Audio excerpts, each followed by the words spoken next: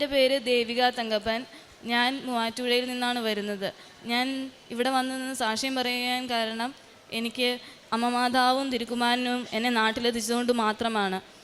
ഞാൻ സൗദിയിൽ ഒരു ക്ലിനിക്കിൽ സ്റ്റാഫ് നേഴ്സായിട്ട് വർക്ക് ചെയ്യുകയായിരുന്നു.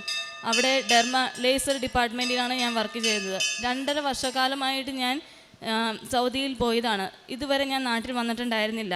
അതിനിടയിലാണ് ലേസർ ചെയ്ത ഒരു പേഷ്യൻറ്റിന് ഫേസ് പൊള്ളിയത്. പേഷ്യൻ്റെ പൊള്ളലേറ്റ ആ സമയം തന്നെ ഞാൻ ഡോക്ടറിനെ ഇൻഫോം ചെയ്യുകയും ഡോക്ടർ വന്ന് കാണുകയും എല്ലാം ചെയ്തതാണ്. എങ്കിലും പേഷ്യൻ്റ് കേസ് കൊടുത്തപ്പോൾ എൻ്റെ പേപ്പറും നമ്പറും പാസ്പോർട്ട് നമ്പറും എല്ലാമാണ് ഹോസ്പിറ്റൽ മാനേജ്മെൻറ്റ് കേസിനായിട്ട് കൊടുത്തത്. അതിൻ്റെ ഫലമായിട്ട് എനിക്ക് ഇവിടേക്ക് വരാൻ കഴിഞ്ഞില്ല. ജൂലൈ 17 ഞാൻ ക്യാൻഡിൽ ലൈറ്റ് പ്രെയർ ചെയ്തു. അത് കഴിഞ്ഞ് ഡെയിലി ഞാൻ ഉപവാസ പ്രാർത്ഥനയും ജോസഫ് അച്ഛൻ്റെ ധ്യാനവും കൂടുമായിരുന്നു. എങ്കിലും എനിക്ക് ഒരനുഭവം ഉണ്ടാകാതിരുന്നപ്പോൾ ഞാൻ അമ്മയോട് പറഞ്ഞു, എനിക്ക് എൻ്റെ കൂടെ എൻ്റെ അമ്മയുണ്ടെന്ന് എനിക്ക് കാണണം, അതുകൊണ്ട് അമ്മ എൻ്റെ അടുത്ത് വരണം. അങ്ങനെ ഒക്ടോബർ 1 അമ്മ എനിക്ക് മുല്ലപ്പൂവിൻ്റെ മണത്തിൽ എനിക്ക് വന്നു എൻ്റെ അടുത്ത്. ഞാൻ ധ്യാനം കൂടിക്കൊണ്ടിരുന്നപ്പോൾ മുല്ലപ്പൂ മണം എനിക്ക് അനുഭവപ്പെട്ടു. അതുപോലെ തന്നെ ഒക്ടോബർ 3 എൻ്റെ കേസ് ക്ലോസായി. കേസ് ക്ലോസ് ആയതെങ്കിലും 60,000 റിയാൽ പെനാൽറ്റി അടയ്ക്കണമെന്നും പറഞ്ഞാണ് ആ കേസ് ക്ലോസ് ആയത്. 60,000 റിയാൽ എന്ന് പറഞ്ഞു കഴിഞ്ഞാൽ നമ്മുടെ നാട്ടിൽ 12.5 ലക്ഷം രൂപ വരും.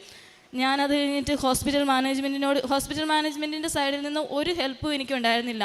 അവരോടും ചോദിച്ചു ഞാൻ ഇതെന്ത് ചെയ്യണം, ഞാൻ തന്നെ ഇത് പേയ്മെൻറ്റ് ചെയ്യണോ എന്ന് ചോദിച്ചപ്പോൾ അവർ പറഞ്ഞു ഞാൻ തന്നെ ഇത് പേയ്മെൻറ്റ് ചെയ്യണം, 60,000 റിയാൽ ഞാൻ തന്നെ പേയ്മെൻറ്റ് ചെയ്യണമെന്ന്. അത് കഴിഞ്ഞ് ഞാൻ അവരോട് വഴക്കുണ്ടാക്കി ഞാൻ ഔട്ട്സൈഡ് ലോയറിനെ തപ്പി. അത് കഴിഞ്ഞിട്ടും എൻ്റെ കേസിൻ്റെ കാര്യങ്ങൾക്ക് ഒരു ഇമ്പ്രൂവ്മെൻറ്റും ഇല്ലാണ്ട് പോയിക്കൊണ്ടിരുന്നപ്പോൾ പിന്നെ ഞാൻ ഒക്ടോബർ 22 ഞാൻ ക്യാൻഡിൽ ലൈറ്റ് പ്രെയർ ചെയ്തു. ഓൺലൈൻ ഉടമ്പടി എടുത്തു. 22 ഓൺലൈൻ ഉടമ്പടി എടുത്തു. അത്രയും ദിവസം ഞാൻ പേഷ്യൻറ്റിനെ വിളിക്കാൻ വേണ്ടി, പേഷ്യൻ്റെ കോംപ്രമൈസ് സ്റ്റോക്കിങ്ങിന് വേണ്ടിയിട്ട് ഞാൻ ട്രൈ ചെയ്യുമായിരുന്നു. പക്ഷേ പേഷ്യൻ്റ് എനിക്ക് എൻ്റെ കോൾ പോലും അറ്റൻഡ് ചെയ്തില്ല. 22 ഞാൻ ഓൺലൈൻ ഉടമ്പടി എടുത്തു. 24 എൻ്റെ കോള് പേഷ്യൻ്റ് അറ്റൻഡ് ചെയ്തു. പേഷ്യൻ്റ് പറഞ്ഞു 25 വന്ന് കാണാമെന്ന് പറഞ്ഞു. ഞാനത് കഴിഞ്ഞ് ഔട്ട്സൈഡ് ലോയറിനെയും കൂട്ടി ഞാൻ പേഷ്യൻ്റെ വീട്ടിൽ പോയി കോംപ്രമൈസ് ടോക്ക് ചെയ്തു. 60,000 റിയാൽ പറഞ്ഞു. ഞാൻ പറഞ്ഞു എനിക്കത് സാധ്യമല്ല, എനിക്ക് നിങ്ങൾക്കത് തരാൻ. അതിനാൽ പേഷ്യൻ്റ് പറഞ്ഞു എങ്കിൽ അതിൻ്റെ പകുതി വേണമെന്ന്. 30,000 റിയാൽ. 30,000 റിയാലും എനിക്ക് അവിടെ 4,000 റിയാലാണ് എൻ്റെ സാലറി. ആ 4,000 റിയാൽ സാലറിയിൽ എനിക്ക് 30,000 റിയാൽ കൊടുക്കുക എൻ്റെ കയ്യിൽ പോസിബിളായിട്ടുള്ളൊരു കാര്യമായിരുന്നില്ല. അതുകൂടാതെ എൻ്റെ നാട്ടിൽ എൻ്റെ സിസ്റ്ററിൻ്റെ മാരേജും ആയിരുന്നു. 26-27 ആയിരുന്നു എൻ്റെ സിസ്റ്ററിൻ്റെ മാരേജ്. എന്തുകൊണ്ടും ഞാൻ വളരെയധികം സ്ട്രഗിൾ ചെയ്തുകൊണ്ടിരുന്ന സമയത്താണ് എൻ്റെ ഫ്രണ്ട് തന്നെ എനിക്ക് അവൾ ഓൺലൈൻ ഉടമ്പടി എടുത്തതാണ്. അവൾ എനിക്കൊരു കാശുരൂപം തന്നു. ജോസഫ് അച്ഛൻ പറഞ്ഞിട്ടുണ്ട് കാശുരൂപം കൈമാറ്റം ചെയ്യരുതെന്ന്. എങ്കിലും എന്തോ അവൾ എനിക്ക് ആ കാശുരൂപം തന്നതിൻ്റെ ഫലമായിട്ട് ഞാൻ അമ്മ മാതാവിനെ മുറകെ പിടിച്ച് പ്രാർത്ഥിക്കാൻ തുടങ്ങി. അതുപോലെ തന്നെ പേഷ്യൻ്റ് 27 വന്ന് സംസാരിച്ചു. പേഷ്യൻ്റ് 30 പറഞ്ഞ പേഷ്യൻ്റ് പിന്നെ അത് 25 കുറച്ചു. 25,000 റിയാൽ കൊടുക്കാമെന്നുള്ള കോംപ്രമൈസിലായി ഞാൻ പേഷ്യൻറ്റിന് 25,000 റിയാൽ ഞാൻ കൊടുത്തു. 25,000 റിയാലും തന്നത് എനിക്ക് കാശുരൂപം തന്ന സുഹൃത്തും വേറൊരു ബ്രദറും കൂടിയാണ് എനിക്ക് അഡ്ജസ്റ്റ് ചെയ്ത് തന്നത്. കാരണം എനിക്ക് എൻ്റെ കയ്യിൽ നിന്ന് ഒന്നും എടുക്കാനുണ്ടായിരുന്നില്ല. ഓൾറെഡി എൻ്റെ അനിയത്തിയുടെ കല്യാണമായിരുന്നു 26-27. അതുപോലെ തന്നെ ഈ case October 3 cash payment, October 31 11 മണിക്ക് വ്യാഴാഴ്ച ഡേറ്റും ടൈമും പറഞ്ഞ് എന്നെ വിളിച്ചു. ഞാൻ ചെന്ന് ക്യാഷും പേയ്മെൻറ്റും എല്ലാം ചെയ്ത് ഒരു പേപ്പർ രേഖയുമായി ഞാൻ എൻ്റെ ഹോസ്പിറ്റലിൽ വന്നു. ഹോസ്പിറ്റലിൽ രേഖയുമായി വന്നപ്പോൾ എൻ്റെ HR ഡിപ്പാർട്ട്മെൻറ്റ് പറഞ്ഞത് ഇതുകൊണ്ടൊന്നും നാട്ടിൽ പോകാൻ പറ്റുകയില്ല. അത് കഴിഞ്ഞിട്ടും അവരെന്നെ നാട്ടിൽ വിടാൻ ആഗ്രഹിക്കുന്നില്ല എന്നറിഞ്ഞപ്പോൾ എനിക്കറിയില്ലായിരുന്നു എന്ത് ചെയ്യണമെന്ന് എനിക്കറിയില്ലായിരുന്നു. ഇതിൻ്റെ ഇടയിൽ ഞാൻ എൻ്റെ മാതാവിനെ ഞാൻ മുറുകെ പിടിച്ചപ്പോൾ എപ്പോഴും എൻ്റെ കയ്യിലൊരു ജപമാലയും അമ്മയുടെ കാശുരൂപവും ഉണ്ടായിരുന്നു. ആ കാശുരൂപത്തിൽ ഞാനിപ്പം മുറുകെ പിടിച്ച് ഞാൻ പറഞ്ഞു ഇനി എന്ത് എനിക്കറിയത്തില്ല. അന്നേരം അമ്മ എൻ്റെ അടുത്ത് വന്നു. കാരണം ഞാൻ കൈ തുറന്നപ്പോൾ ആ കയ്യിലൊരു ഗ്രേ സിൽവർ കളർ. ഞാൻ ഓർത്തു ആ കാശുരൂപം ഇനി ലീക്കായതാണോ എന്താണെന്ന് എനിക്ക് മനസ്സിലാക്കാൻ കഴിഞ്ഞില്ല. പക്ഷേ പിന്നെയാണ് എനിക്ക് മനസ്സിലായത് അമ്മ മാതാവ് എൻ്റെ അടുത്ത് വന്നതാണെന്ന്. കുറേ കഴിഞ്ഞ് കഴിഞ്ഞപ്പോൾ ആ ഗ്രേ കളറും അതുപോലെ തന്നെ മാഞ്ഞു പോയി. HR ഡിപ്പാർട്ട്മെൻറ്റ് പറഞ്ഞു ഇനി ഇത് പറ്റില്ല എന്ന്. ഈ ഞങ്ങൾക്ക് അവിടെ ഒരു നാജിസ് എന്ന് പറഞ്ഞൊരു സിസ്റ്റമുണ്ട്. ആ സിസ്റ്റത്തിൽ നിന്ന് എൻ്റെ പേരും കാര്യങ്ങളും എല്ലാം പോയെങ്കിൽ മാത്രമേ എനിക്ക് നാട്ടിലേക്ക് വരാൻ പറ്റുകയുള്ളൂ. ഓൾറെഡി ഞാൻ പേഷ്യൻറ്റിന് ക്യാഷ് കൊടുത്ത് കേസ് ക്ലോസ് ചെയ്തെങ്കിലും ഹോസ്പിറ്റൽ മാനേജ്മെൻറ്റ് എന്നെ വിടാൻ തയ്യാറായിരുന്നില്ല. ഞാൻ എന്ന് ചെന്നോ ആ സെയിം സാലറിയിൽ തന്നെയായിരുന്നു ഞാൻ ജോലി ചെയ്തുകൊണ്ടിരുന്നത്. അവസാനം ഞാൻ അമ്മയോട് ഞാൻ പറഞ്ഞു, അമ്മേ 15/11 ഞാൻ ഡേറ്റ് ഇട്ട് ഞാൻ അമ്മയോട് പ്രാർത്ഥിച്ചു, അമ്മേ ഈ ദിവസത്തിനുള്ളിൽ എനിക്ക് എൻ്റെ വീട്ടിൽ പോകാൻ പറ്റണമെന്ന്.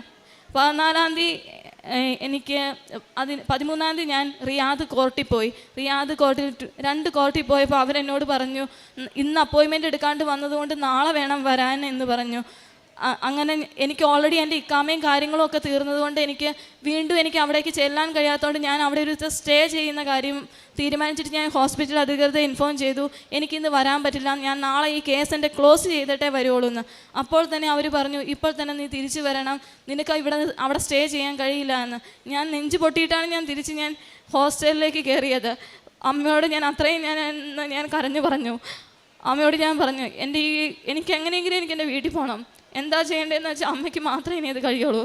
അങ്ങനെ അമ്മ മാതാവ് 14-ാം തീയതി എൻ്റെ കേസ് ക്ലോസ് ആയെന്നും പറഞ്ഞുകൊണ്ട് നാജിസ് സിസ്റ്റത്തിൽ നിന്നും എനിക്ക് മെസ്സേജ് വന്നു.